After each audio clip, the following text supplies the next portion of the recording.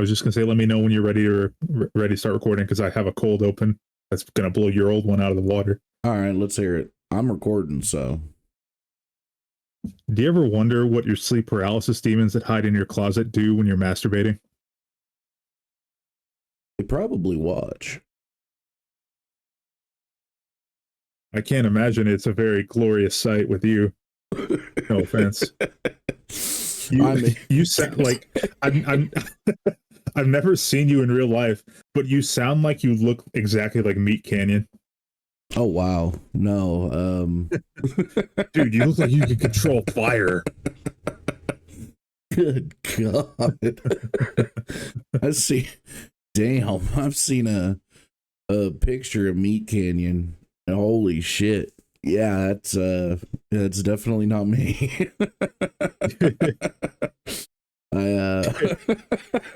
He looks like if you personified like a fried bologna sandwich. And I say that as someone who loves fried bologna. He definitely does. he looks like he eats a fried bologna sandwich for breakfast and dinner. Yeah. So Meat Canyon, come on the podcast. That would be, I think I'd fucking die if we had someone that fucking well known on the podcast. Like that's ever gonna fucking happen, but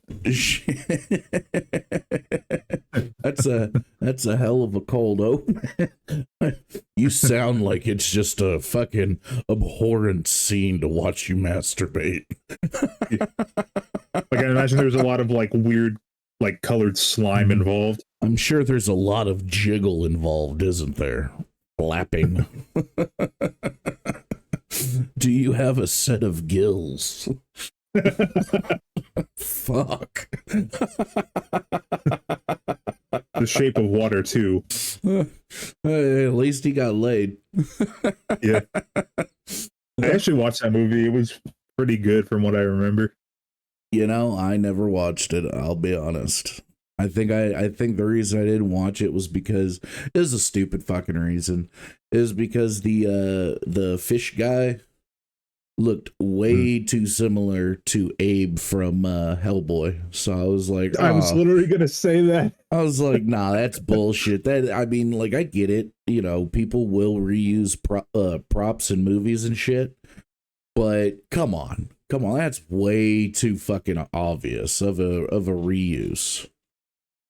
Like, Jesus, I even think they got the same guy that played Abe in really? I think to play the fucking fish.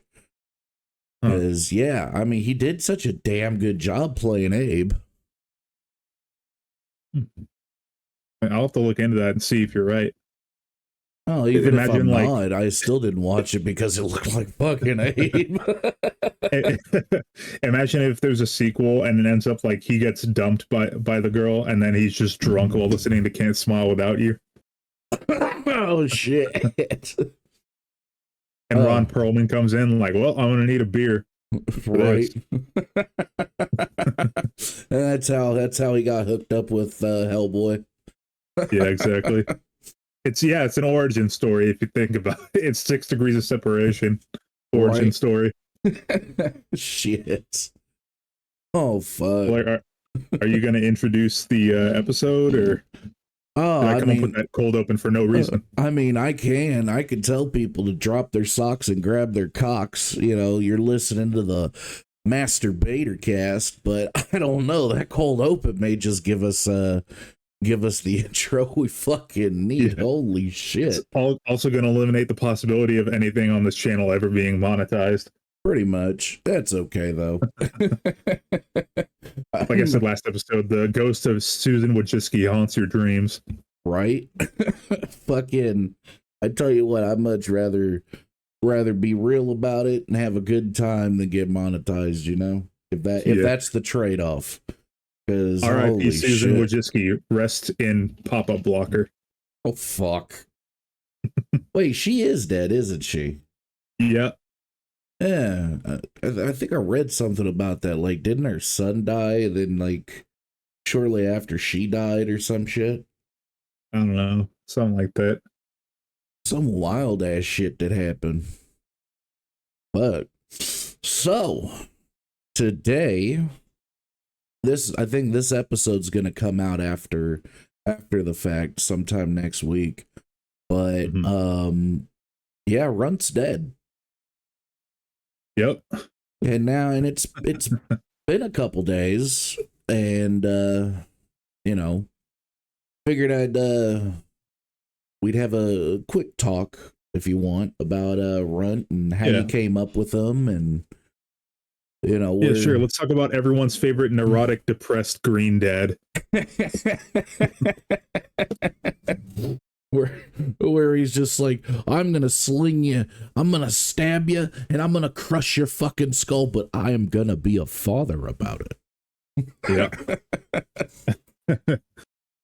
Oh, shit. Yeah, I mean, what do you want to talk about specifically? Because I have a lot of stuff, or I had a lot of stuff in mind for Runt's backstory, as much of a lore drop as I did in episode 3, 4. I had a lot more stuff planned about his backstory and like what his actual goals were that will now probably never see the light of day in action. Well, and yeah, I'd love to hear about it. I'm sure some people would love to hear about it, because yeah, I mean, that's the shitty part about when a character dies is, what did they want, in life? What was their goal? Yeah. So I didn't have this part fully fleshed out because we weren't at a point in the campaign where I felt like it was time for me to talk to you about it and introduce like a story arc where this could possibly be a thing. For multiple reasons, not the least of which being that we were like barely even out of like the starting area of the module. Actually, I don't think we were even, because we still ended up going back to Diamond City for Ravi.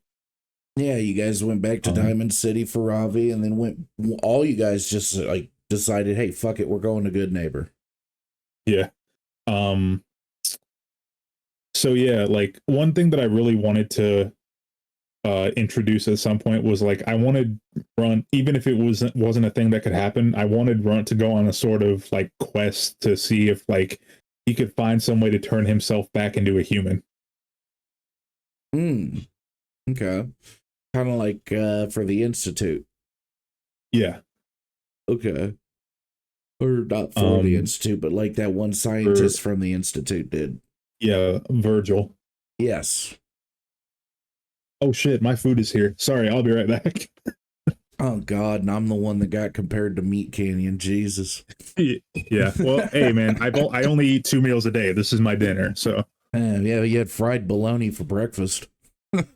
No, I got a cheese zombie. Oh fuck. All right, I'll be right back. And while he goes and does that, for those of you who haven't seen the episode because reasons, maybe it's you didn't want to sit there and sit there through however long it was, which I get it. Episodes like that are an hour and some change, but Runt actually got killed in our recent Fallout episode session, whatever you'd like to call. He got gunned down by a minigun, and yeah, it was wild because not only was it a natural 20 on the hit, but holy shit, it was also a minigun with armor-piercing rounds. So yeah, the big green daddy of the group got cut down. So we're talking a little bit about the parts that we won't ever get to see with Runt. That way, you're not left sitting there questioning like, oh my god, what about this? What about that? You get those answers. All right, I am back. All right. So I was just letting everybody. Please be advised, bag secured. I was just letting everybody know that, basically your character died. Just kind of giving a little recap as to what happened and why. He basically got torn in half by a minigun. Pretty much, and why we're going over it that way. If there are people like myself that have questions like, oh, what would have happened, what could have happened, what was this, what was that, we could get those questions answered. So you wanted to seek out a potential way to reverse the super mutant virus. Yeah, the FEV. That would have been interesting. And I mean, like, if anything, it would have been it would have been like the right location for it, since they are in Boston, which is like where the Institute operated out of. Very true. However, it wouldn't be common knowledge that the Institute would have designed some kind of, I guess you could say, a mutagen or virus or whatever. Oh, I guess that is true. Yeah, so that it would have been an interesting quest that ultimately would have just ended up with your character being told there's no known way. But it would have been a fun quest, though, I'm sure. Yeah, there definitely could have been some catharsis with the memory den, though, like revisiting his memories from when he was human. Very true. Very true. But how would you have fit in that pod, though? Oh, true.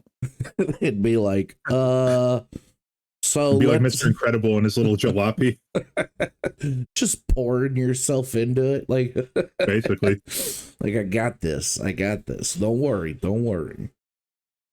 But even so, the journey would have been fun. Yeah. So, let's see, what else? So, what was your character's ultimate goal with, in the world, aside from trying to see if there is a way to reverse it? I don't think it was really known to Runt himself, but I kind of imagine like this whole quest that he was on with these guys, in some ways, I think it would have helped him like come to terms with his family's deaths, and like, because part of Runt's character is that he blames himself for like everything that's gone wrong in his lot in life, or blamed. Like, I guess I should be speaking in the past tense. And that's sort of why he never had any problem putting himself like at the front of the battlefield, putting himself in danger first.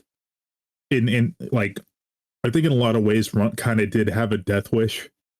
Like, he felt like it would kind of right his, at least in his perception, his wrongs of like failing to protect his family if he died protecting someone else. And I feel like that's kind of what he did, in a sense. Yeah. It definitely caught me off guard, but it was definitely in character for your character to turn that corner, because I tried to explain as best I could without actually coming out right and saying that the bitch had a minigun. That she had a minigun. And when you turn that corner, I'm thinking, what the fuck? Now, granted, it would be, within your character's, I guess you could say, persona to turn that corner and just run down that hall with reckless abandonment. I get it, because it makes sense for your character. Yeah. I mean, like, I made Runt as like a repairman who's really savvy with like fixing mechanical stuff. It does not mean he's smart. His intelligence was a 6 originally. Very true. What was his intelligence, though, when we did the redone sheets? It was 9. Okay, only a little dumber than normal. Yeah, just a little dumber than a normal human, which would make sense because, I mean, to repair stuff, you'd have to have, at least some intelligence, some basic intelligence. But yeah, I did not expect you to turn that corner, but yet it was not out of character. And holy shit, it hit everybody. Yeah, I mean, well, I think part of it, right, is that, and I'm not talking shit on anybody else. I'm not going to say, I'm not saying, oh, it seems like everyone else didn't have their character thought out, because that just seems stupid. But I feel like it's kind of my kryptonite as well, but like, I like to lore dump my characters like very early on, as you were probably able to tell. Yeah. So I guess I kind of had the perception that like I spilled the beans on a big part of my lore early on, so I felt like as a whole the group was really kind of invested in where Runt's story would go. And I'm super interested in everybody else's characters, even like Hummy Cans. Like there's definitely some background story there that once you strip away all the comedy elements of it is kind of tragic. Well, yeah. Yeah, Hummy Cans is definitely a unique one. Unique is a word for it. He's definitely somewhat of a joke character. However, his character is, he's got, a couple flaws, one of which being, he's kind of a cuck, and that he enjoys pain for pleasure. Aside from that, his character is highly intelligent and highly deadly. We haven't had a chance to see it yet, but I mean, he got to have his moment for sure with his oh mommy. That shit had me fucking dying. I know, I was laughing and cringing at the same time. Because it was just like, oh my god, holy shit, the key, I knew exactly where he wanted that key placed. He didn't even have to fucking tell me. I just knew. I just fucking knew, and you hear a tink. He raises a cheek. It's right here. Like fucking hell. But yeah, that was great. Oh yeah, perfect introduction, and I do love how we were all laughing, but Kieran absolutely hates Hummy Cans, hates him with a passion, and the reason is because look at the trade off. This guy got to live, but Runt died. Mm-hmm. Like that's not a fair trade off. Yeah, I guess because Runt, like, sorry, I'm trying to finish my food real quick. Oh, it's cool, man. I can hear them jowls working. That this burrito was so amazing. Well, I'm just sucking down coffee and power throating it. Power throating. I've never heard that term before. Hell yeah, just pour that coffee down my mighty gullet. So what I was saying is part of Runt's like damage over like what he went through, having to see his family turn into super mutants and basically kill and eat each other. He, for basically 200 years, he forced himself to not have any sort of relationships. That's why he kind of wandered, because he was originally from Appalachia. He ended up all the way in Boston. So he never formed relationships or like friendships with anybody. He would just go through towns, like try to find somewhere where he was accepted and not immediately shot at on sight for being a super mutant. So when he finally like allowed himself to be part of a group, he got attached way too quickly. Like as it like, within like half a day of knowing Ravi, when the dugout inn got set on fire or blown up, he rushed right in there to try and help him. Yep. Yeah, no, you guys' bond was right off the fucking bat. And then of course you had that internal strife that was very brief.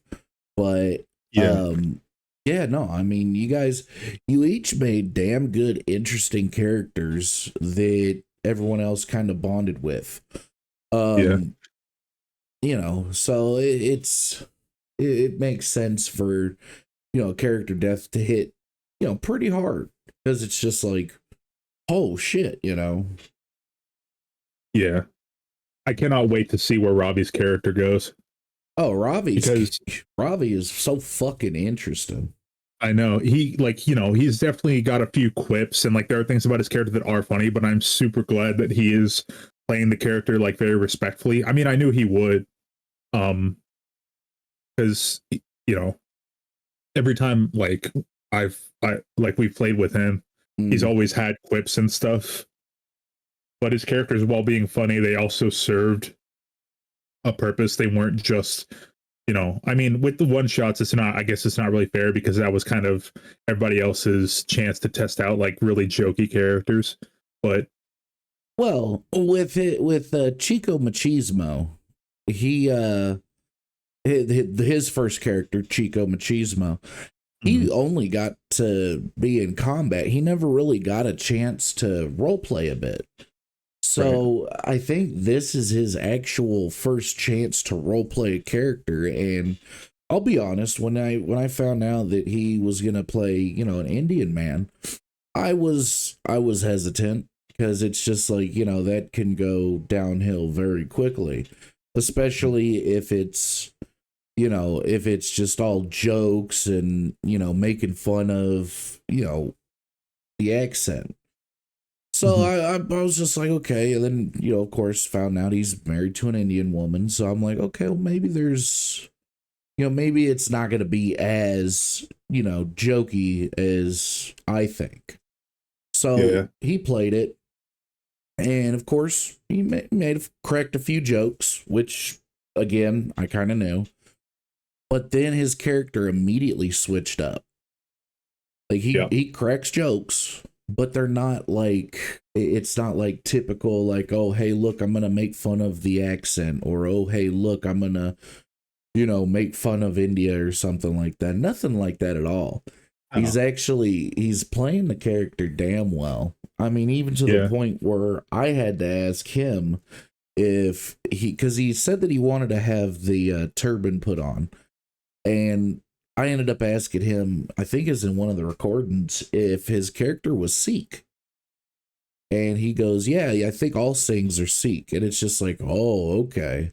And that told me right there, this, he's playing the character to authentic. yeah, He's not playing the character as a joke. right. So, The little bit in the dugout in the morning with like his character like praying. I thought that yeah, was super cool. to It's just like Vishnu. it's like yeah, like you could tell that like he's not putting this stuff in there to make fun of it. Like he's showing love to that culture, which I think is Yeah. super cool. Oh, yeah. And I guess he had to ask his wife if it was cool if he did it. Mm, And I guess she has no issues with it, which is good because, I mean, you don't want to seem like you're making fun of somebody's culture, especially if it's near and dear to them. right. So, and Well, yeah, I mean, multicultural partnerships are so cool. That's how things like fusion food exists. And as someone who loves food and sees like how much food can bring people together, like there's this Indian spot that I go to just outside my hometown all the time. I always feel super welcome there. And like they get people of every color, every demographic coming in, and and the staff will just like when they're not cooking food, they'll just sit down and talk to you. Like they're super friendly. oh yeah, It yeah, is one of the most welcoming cultures that I've ever like. I have friends who are Indian, I have friends who are Sikh, and like I've visited their houses, gotten to know their families. Every single one of them so welcoming, so polite, and I've always felt like I felt like more than a guest whenever I was in their home. And I feel like Ravi kind of exudes that energy where he's a very upbeat, welcoming personality. oh And I yeah, think part of why Runt specifically took to him so quickly is because if I can do a little inside baseball here, we didn't get to it obviously, but Runt's son was that kind of person where he was super upbeat and cheery and just like nothing affected him negatively. mm, yeah. It it'll definitely be interesting because we don't know much about Ravi's background, so it'll be interesting when that, if and when that ever comes up. Because I tell you what, it's definitely he's an interesting character. I enjoy it. I'm glad that I didn't say maybe don't do an accent, like an Indian accent. Yeah, Right. I'm glad I didn't say that because yeah, his character is fucking his character's a damn good character. Yeah. Kieran's an interesting one. Who I think he started out somewhat as a joke character, but is evolving to be Yeah. that serious, like yeah, I say some off the cuff shit, but I'm a Yeah. seriously toned person. I mean, dude, he plays asshole characters so well. Well, because he's an asshole. Let's be honest. That kid will gaslight. He will gaslight the fuck out of you. Yeah. And he knows How many times that have you two like? How many times have you two talked over each other where he's like, "No, I didn't say that. I said da da da," da," and you're like trying to. that whole interaction between Nick Valentine and Kieran O'Flanagan was basically, I knew he was going to try to gaslight. I had to try my best to not give him that ammunition. And I had to give him enough rope to just basically hang himself. And Right. God, it was difficult because fuck, he will gaslight the shit out of you. Oh, no, I didn't say that. I didn't say that. It's like, dude, yes, you did. No, that's not what I meant, though. That's not what I meant. Yeah.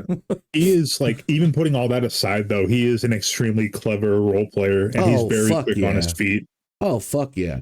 And none of that is meant to be bad at all. I mean, the gaslighting does get annoying as shit, but it's still part of the dude's charm.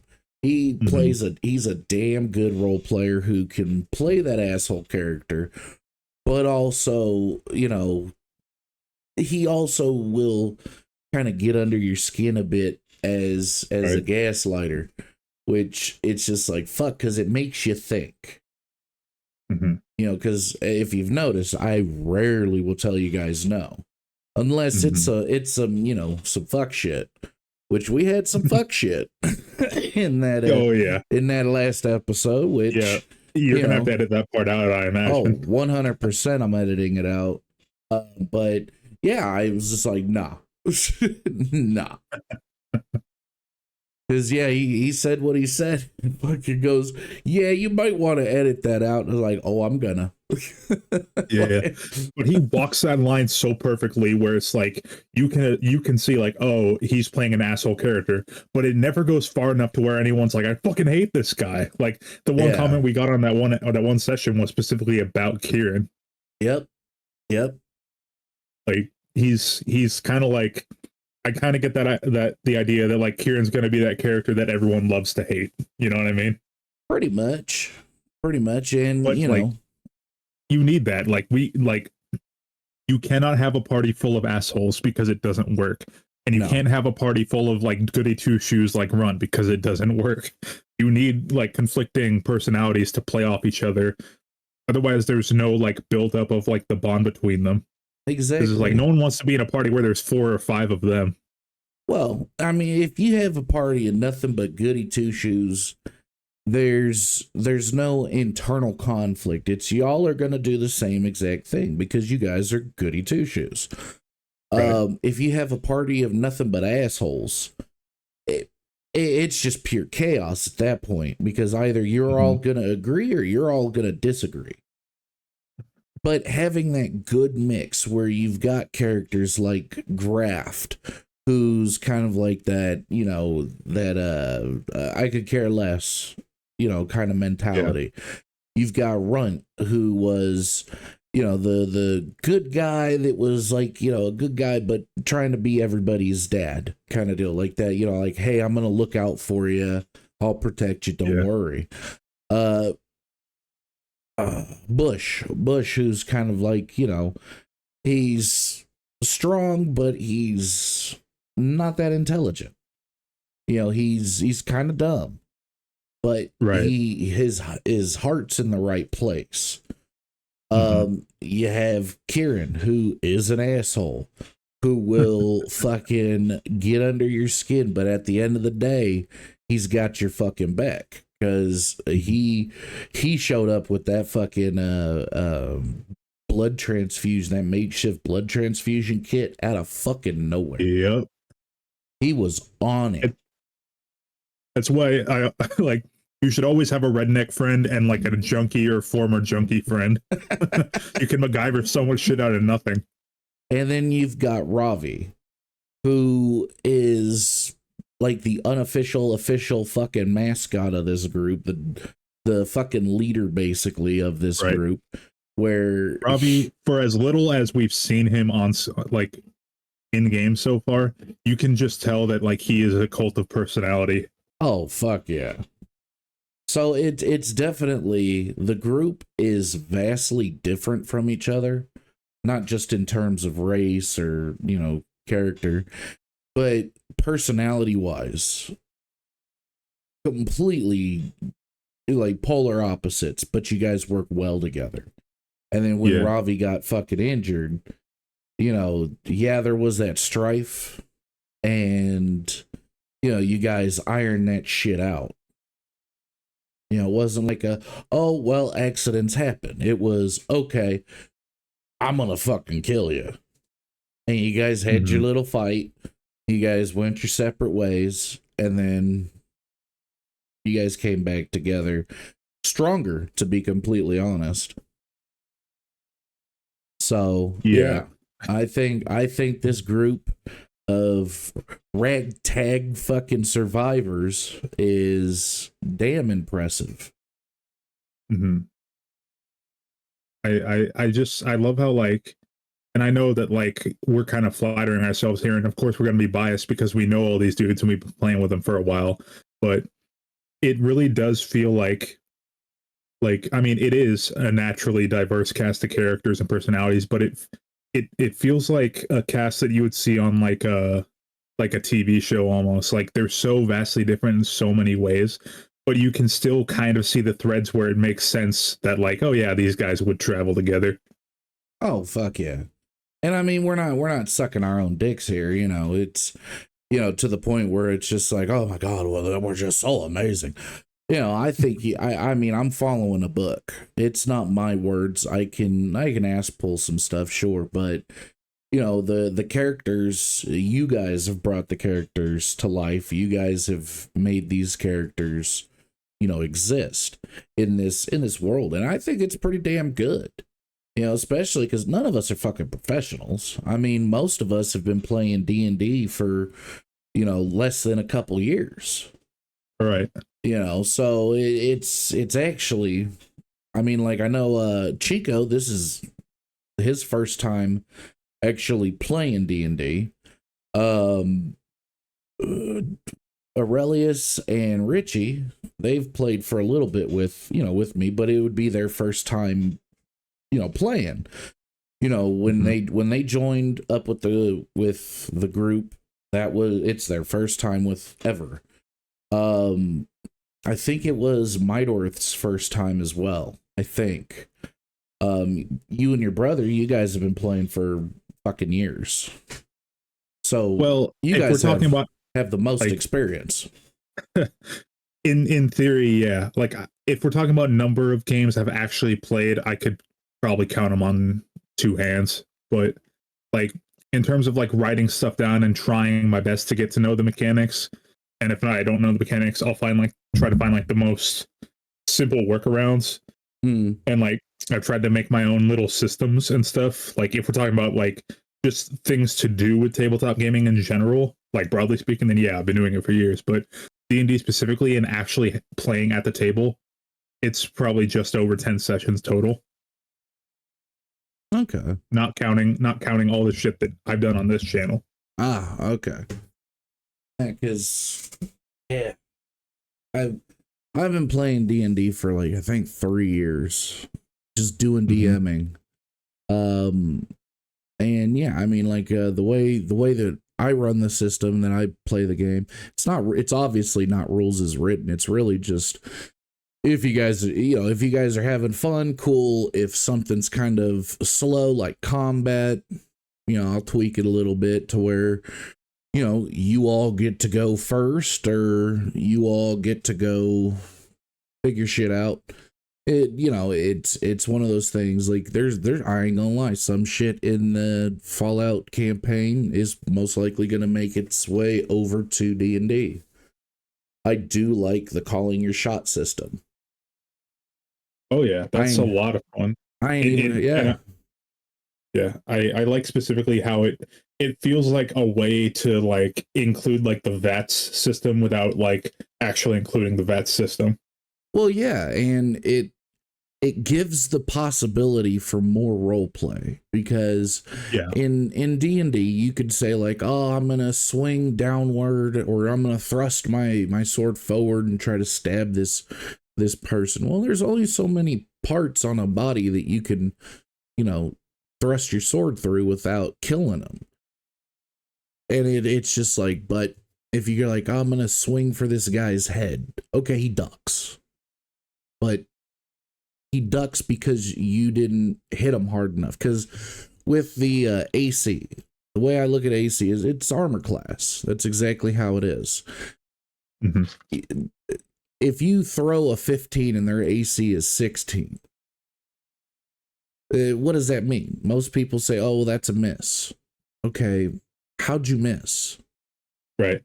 Like did you completely whiff it? Or, well, I would say if you just miss it by one digit, it probably doesn't, like, it hits them, but it like slinks off their armor or something like that, or they deflect it. And that's kind of how I view it, is if you fucking, depending on how bad you fucking roll, you're hitting the armor, but you're not hitting it with enough force.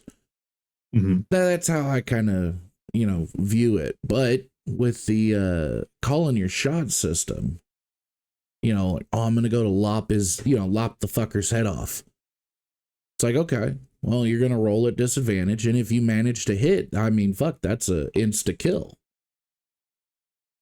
I mean, you could shoot somebody in the face with an arrow in D&D, and they'll still be alive. Oh, I'm gonna hit them in the face.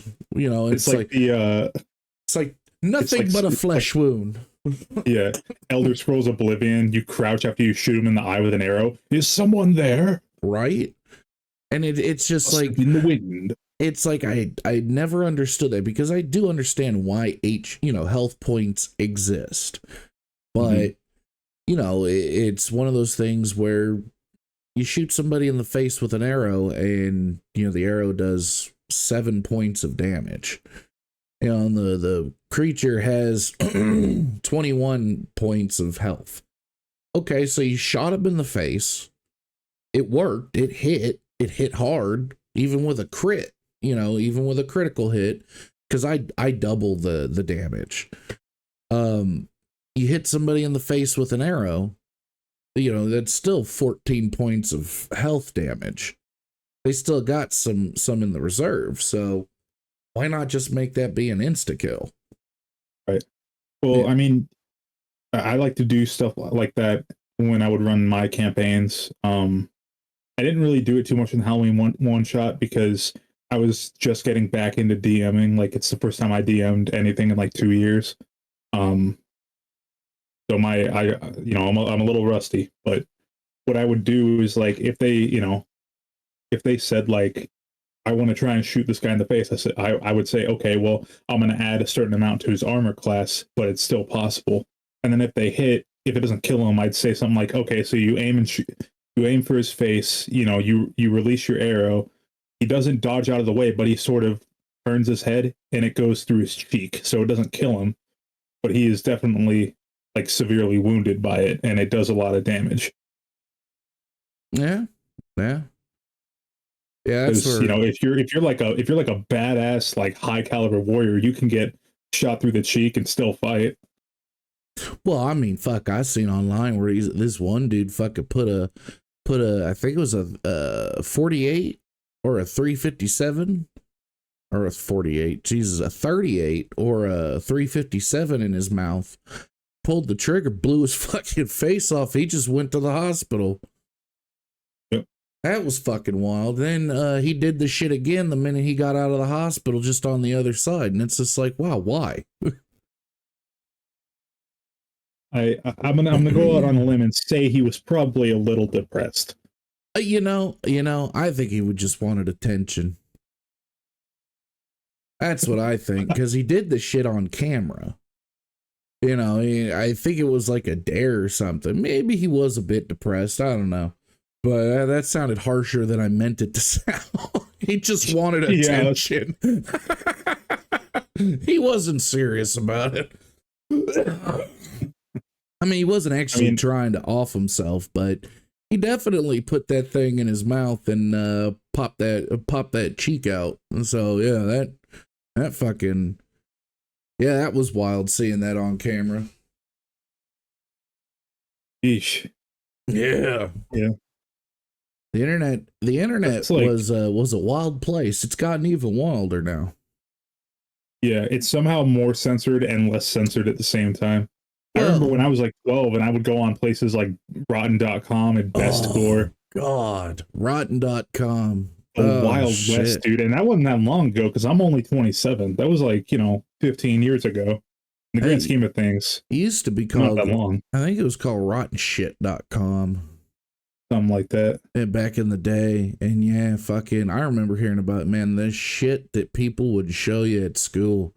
Oh my God. Dude, there was this one kid who was so damaged, he would go around trying to charge people to watch cartel beheadings on his phone. Yeah, yeah.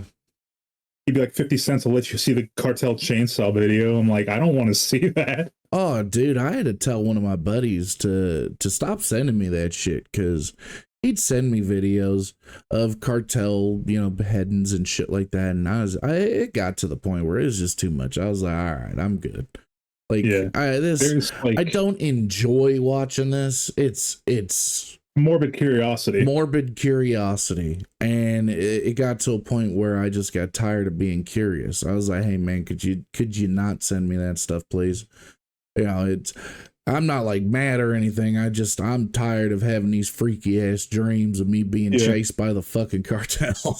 Yeah, and I don't want to give the FBI a reason to confiscate my phone. Exactly.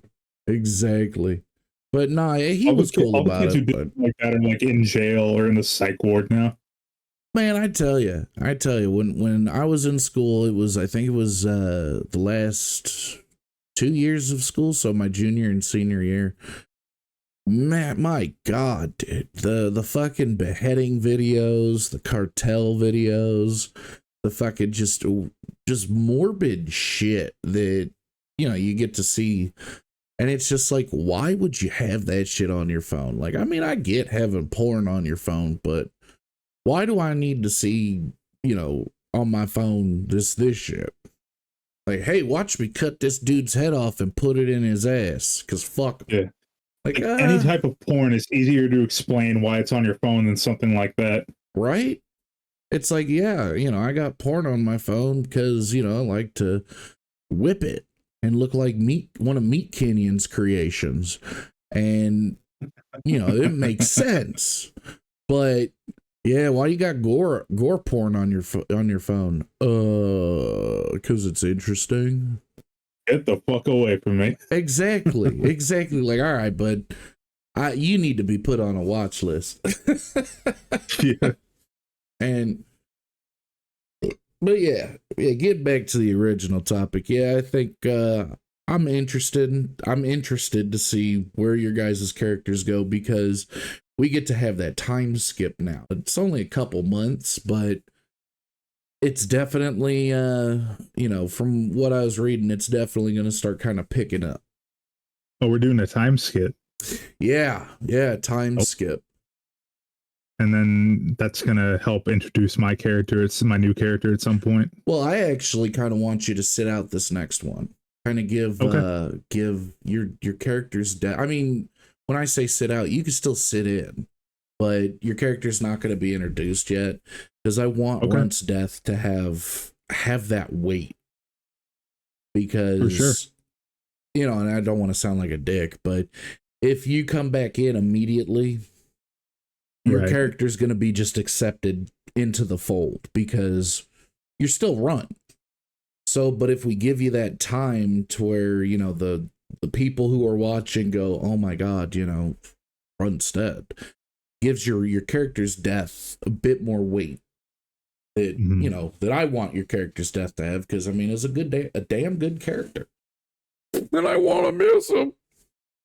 In But the arms of oh, dude, I came so close to just taking the picture of your character that I have, the one that I did, and Mhm. just putting it like, you know, making like a little gravestone for him with his picture. I was just like, oh hell yeah, you know. But then I was like, you know, let me you know, take a mulligan on that one and think about it, because Yeah. yeah. Did I tell you I got shiced again by another person that I tried to commission to draw Runt? No, you didn't tell me. Yeah, this is like the fourth time it's happened. So I'm glad we found that other artist. She has been legit so far. Well, I tell you, that sketch that you sent me, I definitely dig it. I mean, I get why. I completely understand why, you know, she couldn't do my character's trophy necklace 100%. Yeah. But at the same time, it's just like, you know, I'm looking at it, I'm looking at like I'm looking at the lines, I'm looking at my character, looking at your character who looks like he's a Southern oil baron that was in the Confederate Army. But that's the first fucking thing I thought, because your character, what I'm looking at, is a skeleton, and he's kind of wearing like a suit. And well, I wanted it to be like an old west like gunslinger kind of outfit. Well, I tell you, it worked, because that's the first thing I thought was, well, welcome over here to my plantation in the Confederacy. It totally looks like Patina Sugar. Could you bring Django around the property and show him all the pretty stuff? Yes, Big Daddy. Holy shit. But no, Django Unchained is a very, very good movie. If you haven't seen it, go see it. It's damn good. But yeah, I mean, the lines on it are damn good. I'm looking at my character. I haven't seen my character drawn out ever. So I've just had ideas as to what my character would look like. And yeah, I mean, it's pretty damn good. You know, of course, there's things that my character has that obviously won't make it to paper unless we get, you know, an artist that's comfortable doing that, because, you know, let's be honest, who wants to draw an orc cock, you know, that my character wears around his neck. Dick necklace. If you haven't seen Your Highness, you're missing out. Or the what is it, the mimic tongue that I wear around my waist. You know, I mean, I was first time playing D&D, I tell you, when I was told I had agency, I was like, let's see how much agency I have. I love like the beast like trophy collector trope. I think it's so cool, and I honestly think a lot of adventurers realistically would do it, considering how deadly most of the stuff people hunt in D&D are. Yeah. Well, and I wanted my character to be the you know, my character Boz Naraith, to be the one like, okay, you know, I want, you know, a bit of a stronger armor. So instead of wearing animal hides or stuff like that, why not wear were-rat fur? Because I'd asked the DM if the fur got to carry over its magical properties, where, you know, you can't hit it with a regular weapon. It has to be you know, either a magical weapon or a silvered weapon. And he was just, I guess he wasn't thinking, because he said yeah. So I was like, cool, I'm gonna skin that were-rat. Yeah, I skinned several of them. So yeah. Skinned several of them and made some makeshift armor right then and there, which was literally just putting it on my character's body. It's like, so you don't let it dry out? Nah, no point. It won't fit right if I let it start drying out. We're in a cave. So yeah. But yeah, definitely was interesting seeing him for the first time, because holy shit, I ain't seen him ever. I think she hit the nail on the head. Yeah, Because me your guy too. definitely looks rugged. Yeah, yeah, he does. He definitely does, and his whole fucking story's all fucky. Cause holy Yeah. shit, that one I was. cannot wait to see how it, but hopefully by the next episode of the podcast, the art will be finished and we'll have it on the overlay. And I'll ask the artist if she's okay with us, putting her socials up. Hopefully more people can check her out. Yeah, yeah. I wouldn't see no issue with that. Yeah, I mean, I'd have to ask her, make sure that's okay, because let's take a quick break, and then we're gonna hop back in and get to Dragon Guard or Dragon Age Veilguard. yeah, Dragon Age Veilguard. Yeah, yeah. Yeah. That one will be interesting. So, quick break, smoke, and get more coffee because I am still fucking tired. Yeah, I'm gonna get some more soda too. All right. All right, I'm back. Oh my.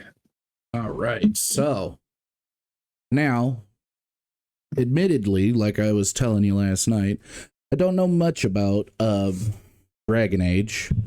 I have the games wish listed on my Steam account. So I do plan on playing them, but I was doing a little bit of research, trying to, on the Veilguard one.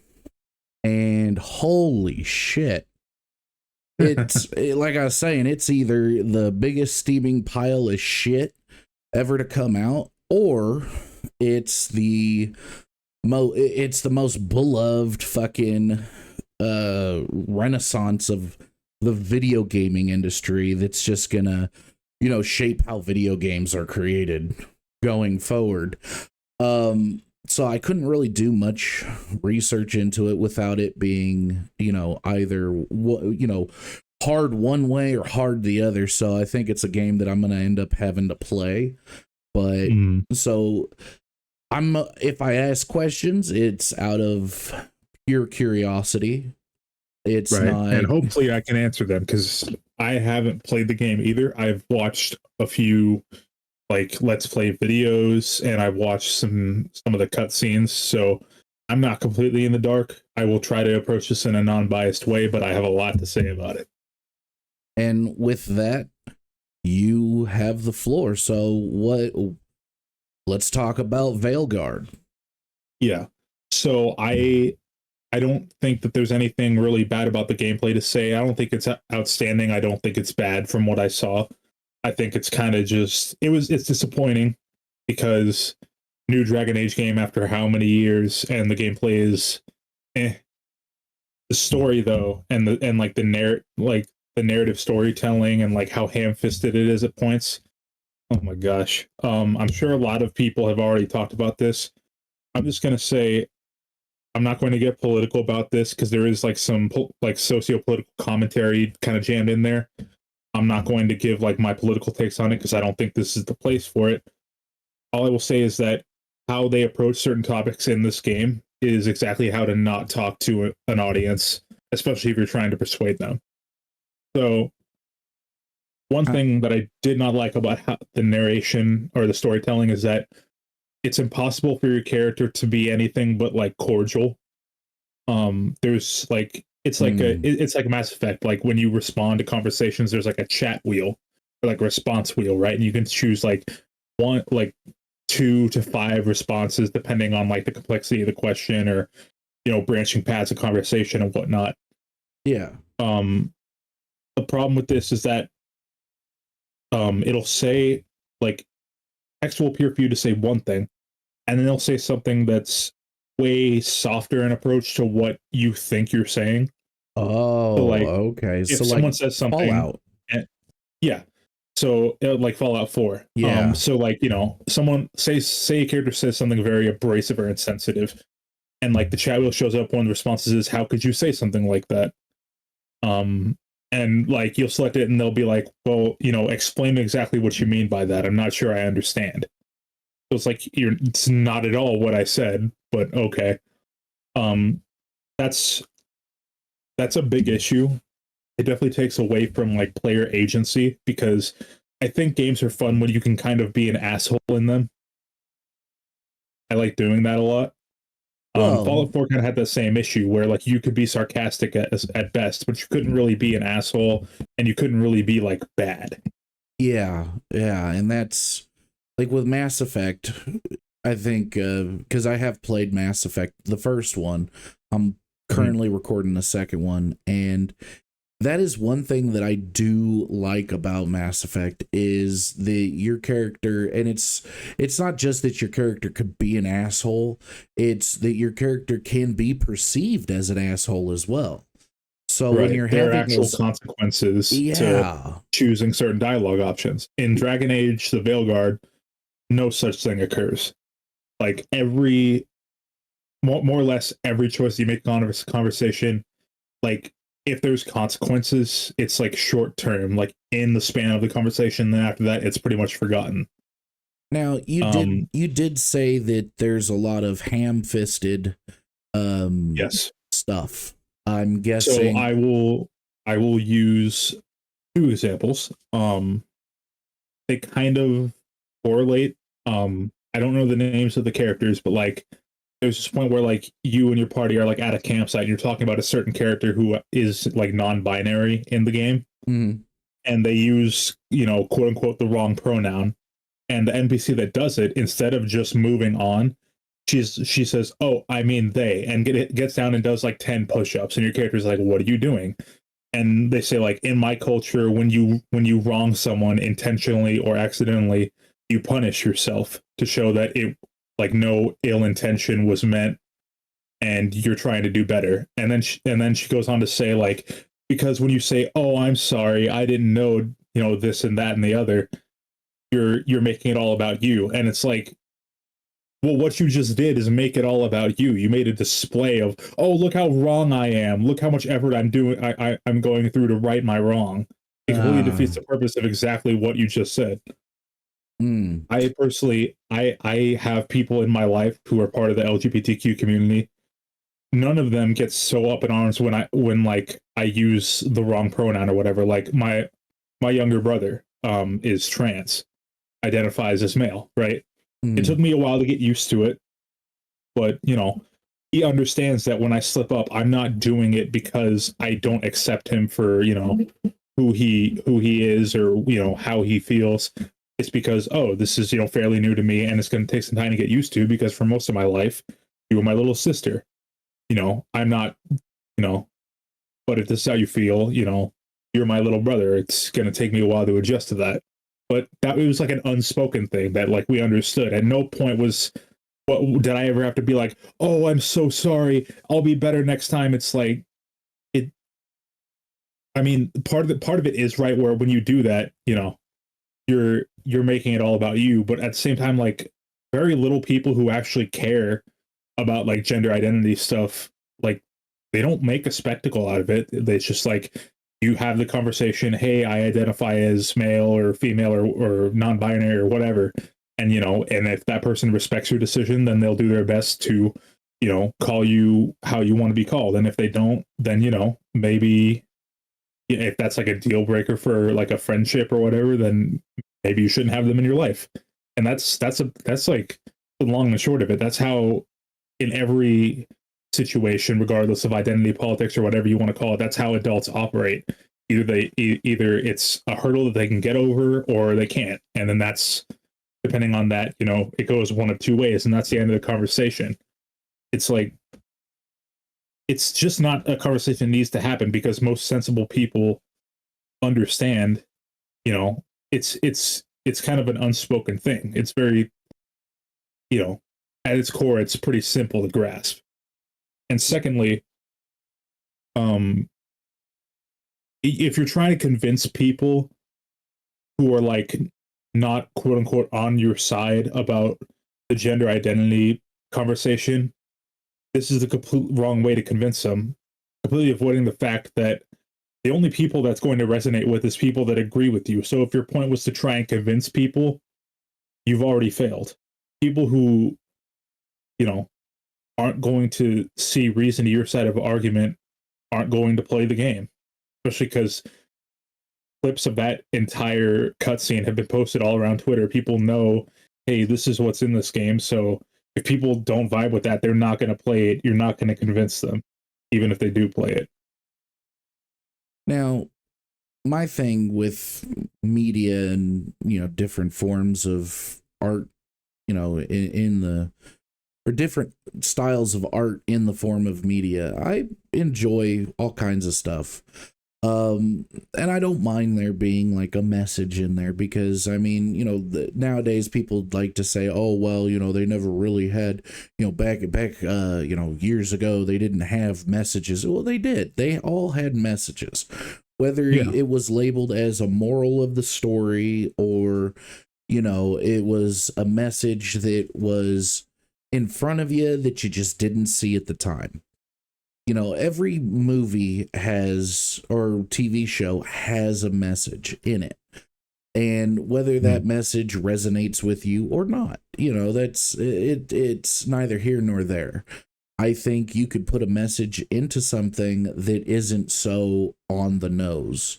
Like, you can make a message on the nose that doesn't break the viewer's nose, doesn't break the viewer's immersion into the world that you've created. When I watch movies, TV, video games, when I'm playing them, I like to be transported from the real world into your world and, you know, experience your world through the lens that you've given me. And when things are, you know, on the nose, like I enjoyed this one TV series. I can't remember it at this moment. It was they were in space and they were trying to make contact with aliens or something like that. And I think it was on Netflix, I think. But point is, you know, the main character, she's a woman, and she's, you know, a badass woman. Well, it helps for me to believe that she's this fucking badass when you got her. She's played Bo-Katan in The Mandalorian. Now, Katie Sackhoff. Katie Sackhoff is 100%. She's typecasted 100%, but that woman could beat the shit out of anyone you put her in front of. Anyone you put her in front of. I absolutely love that woman as an actress. Now, in the series, she's, you know, she gets into fights and throws down and really fucks people up. And she gets fucked up a few times. It's believable. 100%. Now, would she fall into the category of strong, independent woman? Sure. But there's more to her as an actress and the characters that she plays than just that. Right. This is what I was going to get into, but finish your point. But they had a trans character in there, and the trans character was kind of just shoehorned in there. It really didn't make too much sense. You don't really learn too much of the backstory other than, oh, hey, I'm trans. She gets a love interest, and okay. Aside from that, she's a secondary or a third character that's there, but not, you know, the focal point. There's a couple scenes where she is the focal point, but point is she's not the focal point because there's nothing to her character other than that she's trans. And the person that created the movie or created the series, I don't know where they politically stand, and nor do I care. But they had the wherewithal to, okay, we have a trans character, but we're not going to make them the focal point to beat the viewer into submission as to, hey, they exist. Yes, they exist. Cool. But what makes this character interesting other than the fact that, oh, hey, they're different because they're trans? It's the same with gay characters. I've never liked when someone puts gay characters into something and gives them zero fucking personality. And if you dislike them because they're the focal point, because they have to be the focal point, oh, well, you're disliking them because they're gay or they're lesbian. No, I dislike them because they've got about as much personality as an empty bucket of water. or an empty Yeah. bucket. Sorry. They're written disingenuously by people who think they're doing something good by saying, "Oh, look, this character is X, Y, or Z." It's like, okay, and what else about them is unique? Because even though the internet and like Twitter might give you this impression, people are so much more than like their gender identity or their race or any Exactly. number of things. If you want to write a good whatever, if you want to write a good trans character, a good gay character, do not write them as a trans character. Write them as a trans character. Write them as a character with goals and flaws and ambitions and dreams and good traits and bad traits. And, you know, also they happen to be gay or trans or whatever. Exactly. Because in real life, people don't go around 24/7. Oh, I'm black. Oh, I'm gay. Oh, I'm straight. Oh, I'm white. Oh, I'm trans. It's like, no, like there's so much more to every living person on this earth than just those things who they about share a them. bed with. And right, and if you want to write a likable character, you need to show off those traits that make them unique or make them appealing to you know, to the audience. Like if you want to know a really well written lovable gay character in media, Lafayette from True Blood. Oh, I got one. Aaron from The Walking Dead. Yep. That, and I'm gonna say I absolutely loved how that character was taken from the comic book. And in the comic book, he's a gay character. And in the TV show, he shows up, you know he's gay. The actor, phenomenal fucking job. Phenomenal fucking job. Because the Aaron you get at the beginning, when he's first introduced, is not the same fucking Aaron. I mean, this dude's a bad motherfucker at the end of it all. And he just happens to be gay. Like, he just happens to be gay. And I think that's a damn good example of how you should write your characters, where they share a bed with, somebody who's not typically the norm. And I use air quotes for that because, it's, even though there's more, LGBT people in the US, it's still not norm. It's not the norm.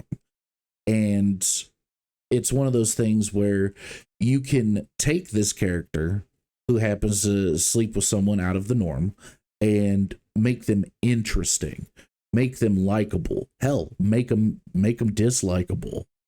I mean, if you have a villain that's gay and the only thing to them is, oh, well, I'm gay. Okay. Well, then, whoever made that probably wanted to make some sort of really bad point. Look at my political statement. And that goes for both sides, both sides of the coin. And then if you make a character who's gay, who just has that personality of, oh, well, I don't have any character flaws, I'm just gay. I'm not gonna enjoy that character. That character's gonna take up screen time from the characters that I do enjoy. And the reason is not because they're gay. It's because they're a shittily written character with zero fucking creativity behind it. I mean, perfect example. Then we'll get back to what you were saying. She-Hulk.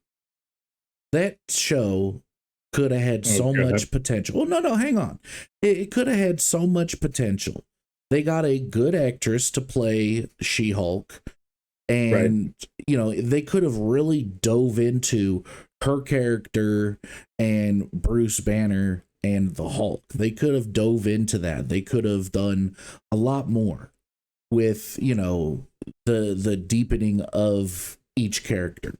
But instead, they chose to have shitty writing because, I'm sorry, trying to kill yourself is a bit deeper than, oh, well, I have to keep my emotions in check because man bad. Ugh. Sexist, misogynist man bad. Ugh. Like, that's just shitty, lazy writing. You can't tell me that she has a fucking harder time controlling her emotions than a guy that tried to kill himself. Like that's shitty writing. Very shitty writing. It's like that meme of like it's like that old I don't know if it's a meme, but it's like that old, picture that probably made its rounds on depressed kids' Facebooks back in the day of like that one person having one little cut on their hand, and then there's a person with like 1,000 knives stuck in their back, tending to this other person's like tiny little Oh cut. yeah, It's like, yeah, I've seen that.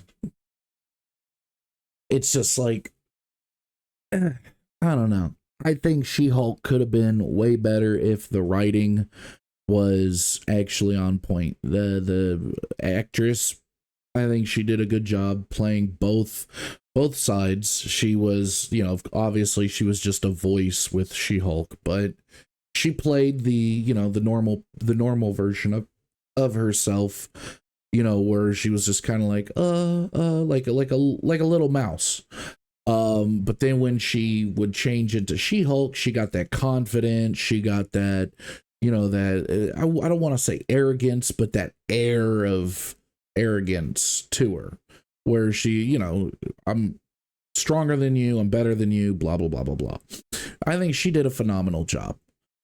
it's just a victim of bad writing. And that's what it is she's just the victim of bad writing. She's caught a lot of hate because of bad writing.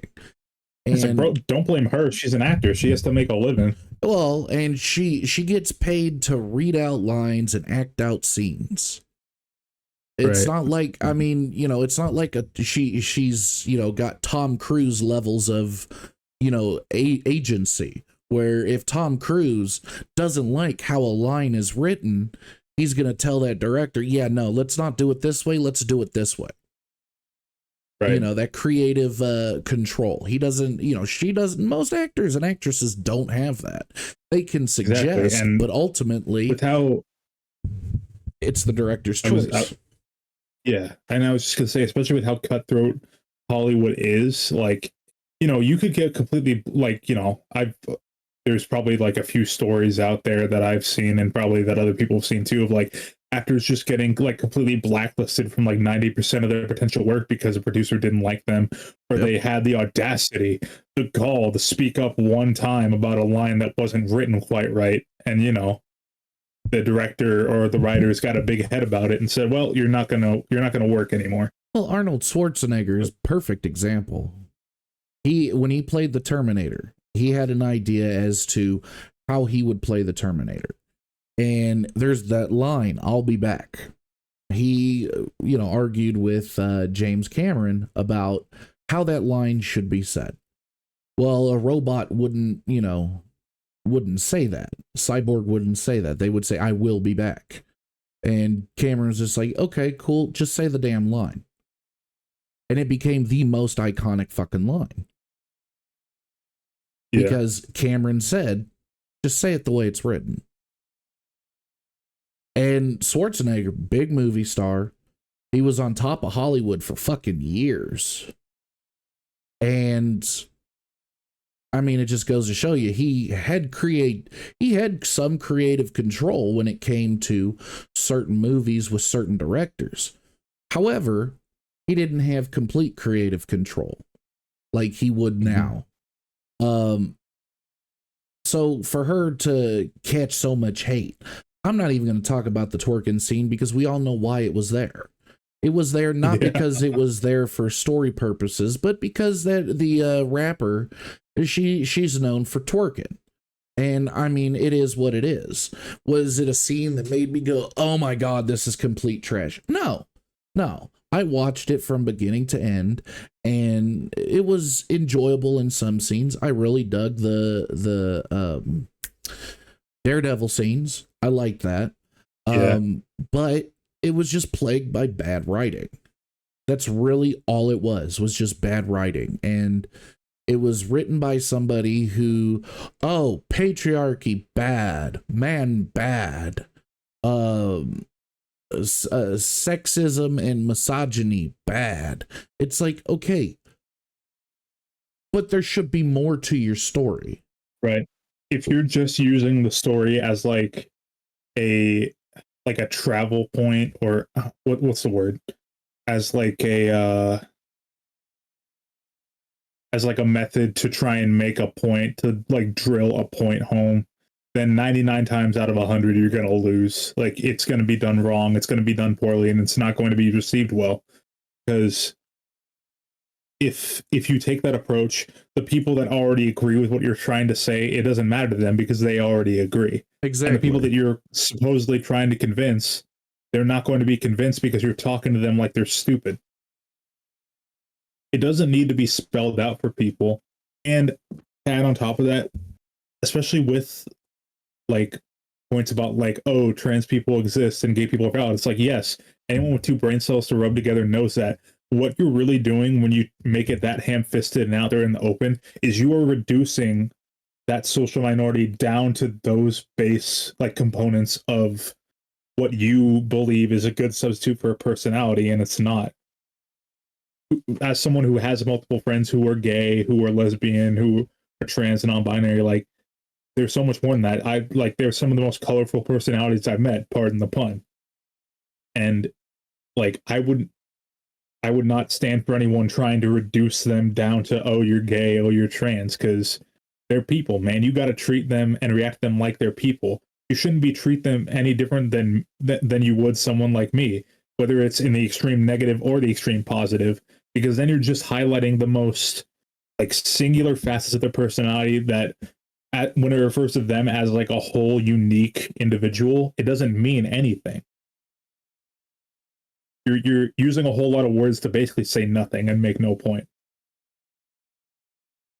Pretty much. And honestly, me personally, I just don't like it because it takes me out of the person's world and makes it seem like I'm just being browbeaten with this information that honestly, like you said, you're boiling people down, a group of people down to a very minute facet of who they are.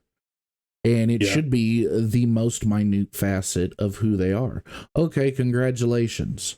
You share a bed with somebody whom you love or whom you choose to share a bed with. I tell you, if you took all the media today and boil it all down to the facets that they're trying to push, it's basically, oh, hey, gay people exist, and the only thing interesting about them is who they share their bed with. I tell you, if I made a character, a straight character, who told you about every woman he shared his bed with, it would be fucking annoying. Absolutely fucking annoying. And if you're trying to represent someone who is outside the norm and you write a character who is completely inside the norm the exact same way and they suck, that means that the character that you wrote sucks. Exactly. And I tell you, there are people that do exist that will tell you, oh yeah, man, I was banging this chick and then fucking I kicked her out and then brought another. I don't like hanging around people like that. It is absolutely fucking insufferable because it's just like, dude, really? Is sex the only thing? Like, I mean, if we're like, fucking 17, 18, 19 years old and, we're not getting sex as often, I guess you could say. And you're just raking in the chicks. Cool.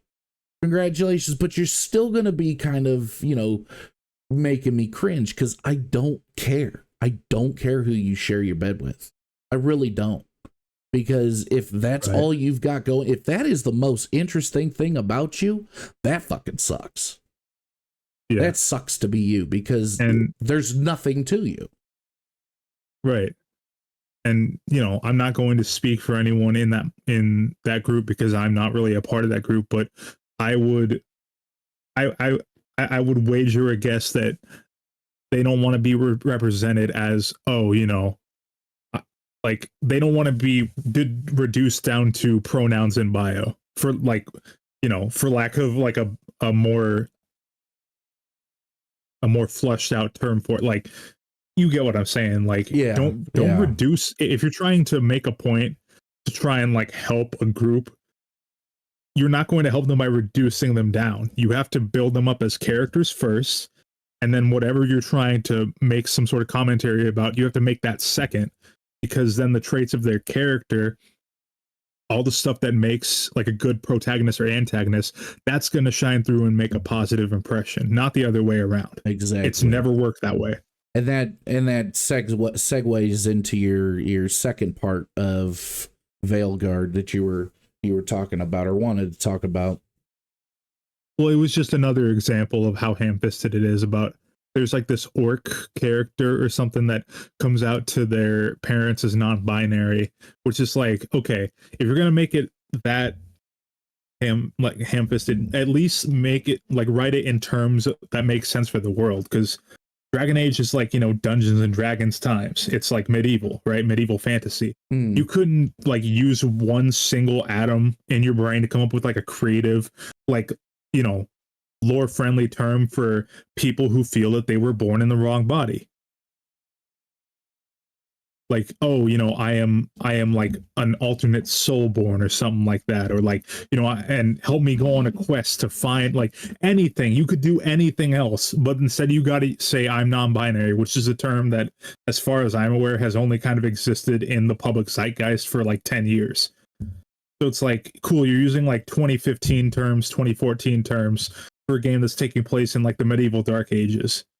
You really had to be this lazy with it. Like, you could have made such a good impression on the people that you're trying to speak for, or whatever your idea is, by writing in this cool lore that wouldn't interfere with already existing lore. Because that's the cool thing about sequels and new games. You can add on to lore. I don't know if game developers know this, but adding on to lore is not a fucking crime. Like, you could do so many interesting things. You could do a quest that involved, you know, doing some sort of ritual or something to help. Like, I don't know. I get what you're saying. It's kind of, yeah, the thread's kind of getting away from me. But my point is, like, if you're trying to make a point, you need to make it. I'm sorry, I'm getting worked up. I'm like losing track of what I'm trying to say. No, I get you. Just if you're trying to make a character, make it, you know, use some creativity as opposed to just being a lazy writer that's just trying to get the, get claps and checking off boxes. Because, yeah, I mean, fuck. The non-binary thing, I'll be honest, I haven't heard of it until, like you said, about the last 10 years. And okay, so you have this world set in medieval fantasy, and now, granted, I'll admit I haven't seen the dialogue, so they may have dialogue in there that kind of, you know, oh, I'm non-binary. You know, okay, well, if you're of, you know, this whatever, you know, and they use it differently, I don't know. But they may have a term in there for it. But if they don't, yeah, that's lazy fucking writing. And you should want to try to create something like, okay, well, they've existed since, you know, the dawn of man or whatever. Make it make sense. Make it make sense. Don't just say, oh, I'm non-binary, a term that hasn't been used for, as far as I can tell, since before 10 years ago. You know, use something different, you know, that can mean the same fucking thing. I mean, it's not hard to say, you know, like you said, you know, I'm two souls or whatever. And, oh, well, what does that mean? Oh, that just means that I don't, you know, identify with either stance, male nor female. I'm just kind of existing. You could, or you could that. Like you could introduce another character where within the lore, like, for example, there's like in D&D there's like a supplementary race called Plasmoid, which as far as I know are like androgynous. They don't have any gender. You could introduce like a race, like a character of like a kind of a cool race like that doesn't have gender, and like use that character as a vehicle to sort of drive the point where it's like it's okay to not be comfortable in your own skin, instead of just making it this whole awkward conversation at a dinner table between the characters. Well, and maybe that was the point, was to make it an awkward conversation, to drive home the point that it's an awkward topic. That could be, you know, what the point of it was. Or it could just be shitty writing. one of the two. But it's one of those things where it's, if you're gonna add something new to the world, make it make sense. You can add lore. Yeah. You can, you don't need to change lore. And I'm guessing that's what they've done. Yeah. I mean, well, it's more so just like, it seems like there's so many developers here that just made their own like real life experiences or problems, like self inserts in the game. Yeah. And it's like, there's nothing wrong with drawing experiences from your own life if it's applicable. But if the world is ending and you're trying to stop this big evil sorcerer from like destroying the world and unleashing a bunch of like ancient dragons or whatever, I feel like the last thing on most people's mind would be like, I have to come out to my parents. It's like, no, if you're like a hero, your first concern should be to go out and save the world, and then you can address all that stuff after. And I don't know if it takes place like during the main story or after the main story. Again, I haven't played the game yet. It's on my list of things to play, and there might be some small details about that I'm getting like not 100% right, but just from what I saw in cutscenes, this is kind of what I gathered, and it's just so ham-fisted. Well, and if you want to represent like LGBT people, there's so many ways to do a better job of it. That was my point. And we definitely can, revisit this topic once, either you and me or just you have played the game, because I feel like there is some context missing, because if it is one of those things, I will admit, where I am biased on it because it just seems so heavy-handed. I want to give it a fair shake and see, okay, maybe I am missing some context. If that's the case, I will come back and amend my statements and say, I was a little off the mark with the full context. This is how I feel about it now or whatever. So it's on my list of things to play. Hopefully we can come back and, if we need to amend the statements made here today, we can do that hopefully at some point in the near future. But all I'm saying is just that the way I looked at it now, it's like it's too heavy-handed. Well, and it could be one of those things where the character, was grouped. I don't know if I'm assuming they're part of the party. Yeah. So it could be one of those things where they ended up coming out to the party because, they got close, and then, this major thing is happening, and, they're kind of just like, hey, we may not make it, we may not survive. So, settle any affairs that you need to settle. And it could be where it was just, inserted in there like, hey, by the way, you keep calling me whatever, and I'm actually, non-binary. It would make sense, because the problem with clips is you're getting just a small fragment of what's going on. And I get the feeling that with this game being brand new and there being a non-binary character in it, I think that is going to be the focal point of a lot of shit. So we're only going to get, parts of the story. So, I mean, like I said, I haven't played any of the Dragon Age games. I've been wanting to, but just never really got around to it.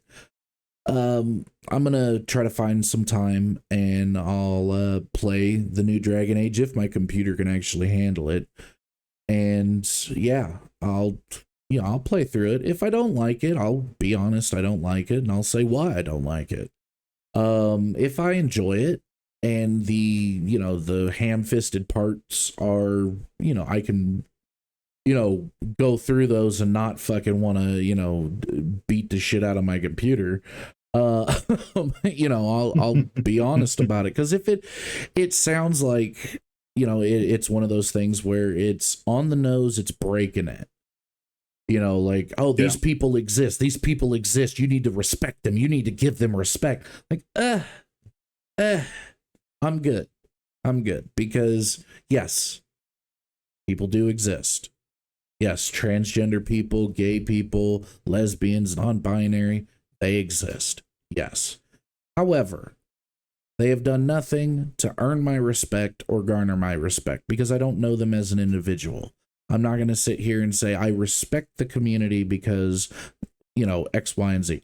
I don't. I don't respect the community because I don't respect any group of people.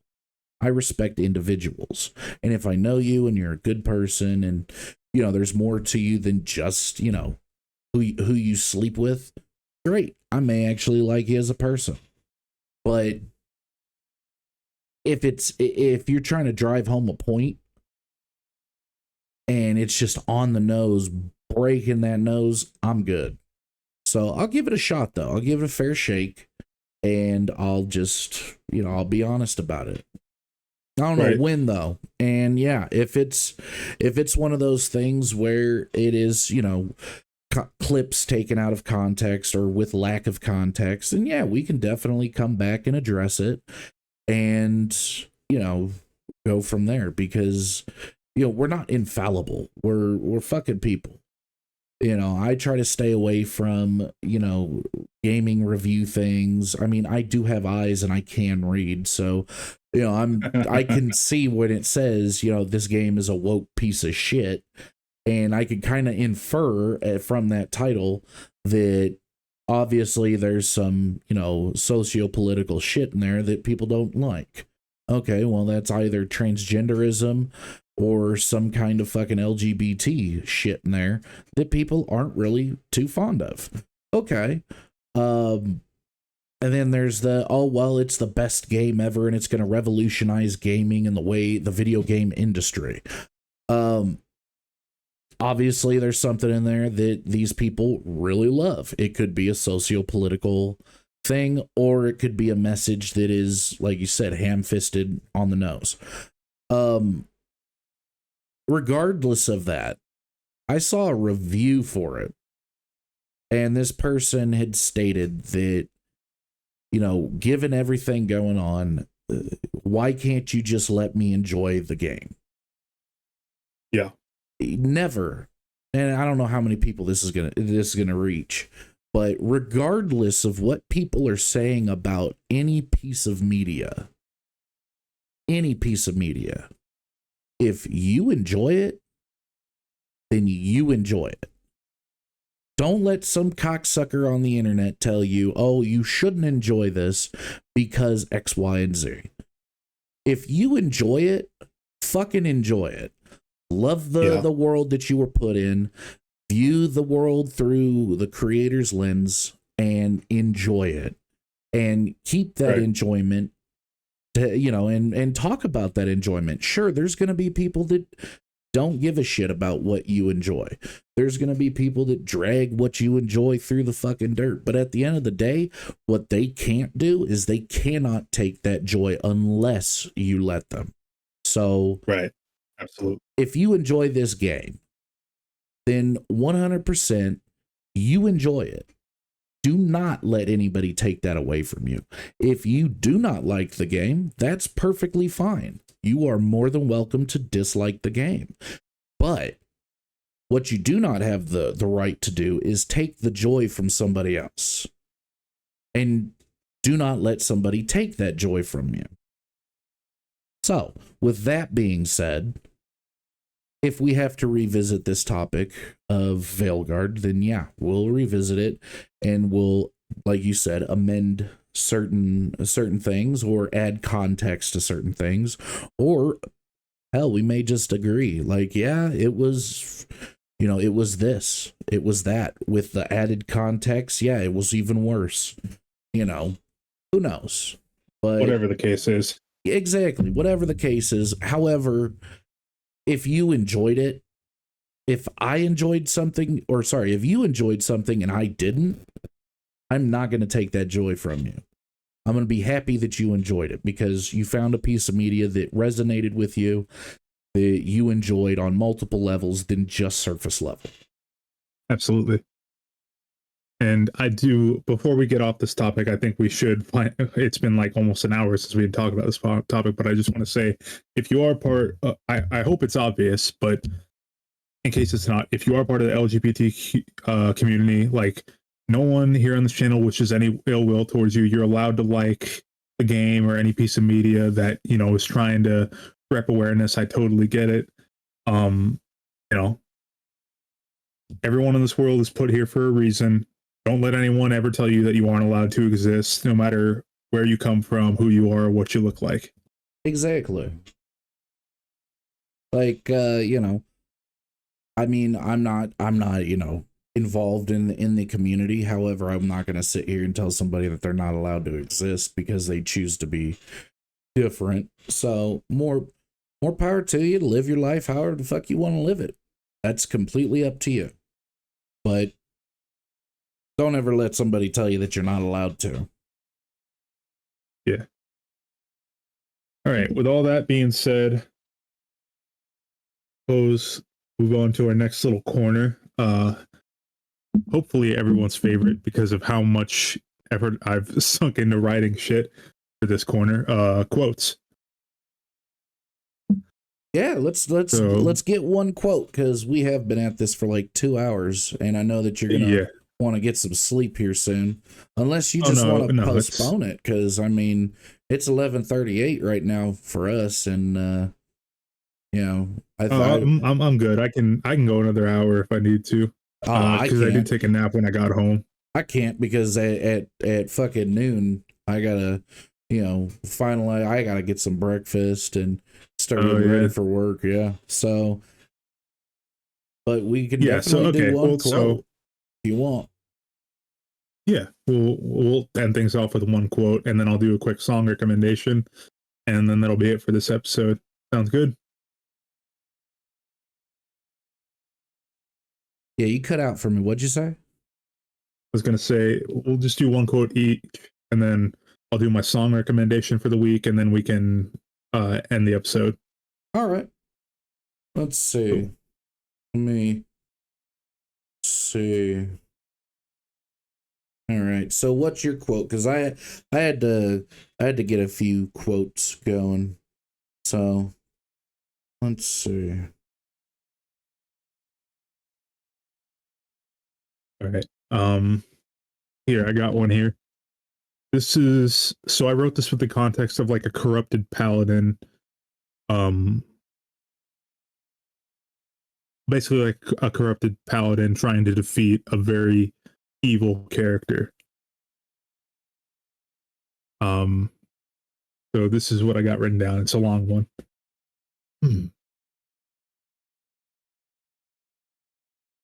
It seems that in this instance, I must fight evil with evil. Fine. First I will break your body, then your mind, and then your soul.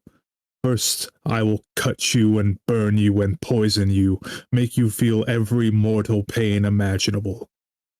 First, I will wheel your battered body out into the world, and I will drag your useless form behind me as I venture out to destroy everyone who helped you do the terrible things you were so proud of. First, I will show you that even if there are gods, that they will not save you. No higher or lower powers. No celestials, or deities, or fiends, or devils, no one. First I will drain what is left of your humanity and watch with a smile as your eyes gloss over with emptiness and the last shred of sanity leaves you, your spirit shattered into 1,000 shards, your mind left screaming into the void. Final cry for help that will not come no matter how loud you bellow, and you become a motionless bag of scarred flesh and shattered bone, left comatose in a world that has completely forgotten you. First I will kill you, then, and only then, will I let you die.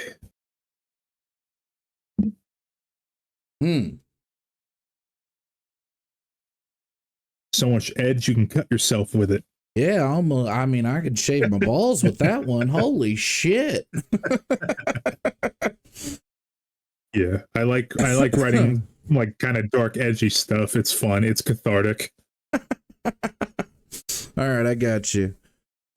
So this one's kind of like you know, a person that's been somewhat betrayed by either his god, deity, or whatever. Again, wrote this on the fly. It's not going to be the best, but Once I believed in the light, in the promise of those who claim to hold the truth. But the lies shattered my faith, and in the darkness, I found a new purpose. The light you cling to is nothing but a facade, a trick to keep you complacent. But I have seen the truth, the darkness, the void.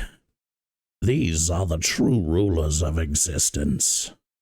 And I, their chosen herald, shall bring forth a new age, an age where shadows reign and the light is but a fleeting memory.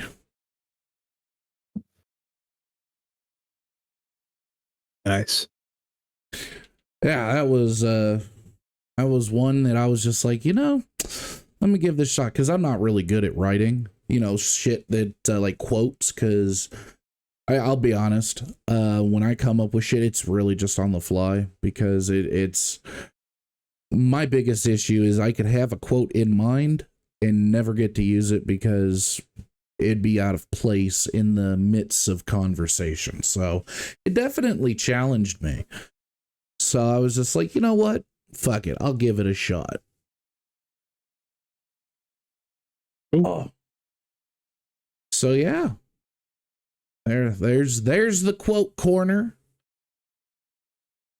And fuck. I'll edit that out.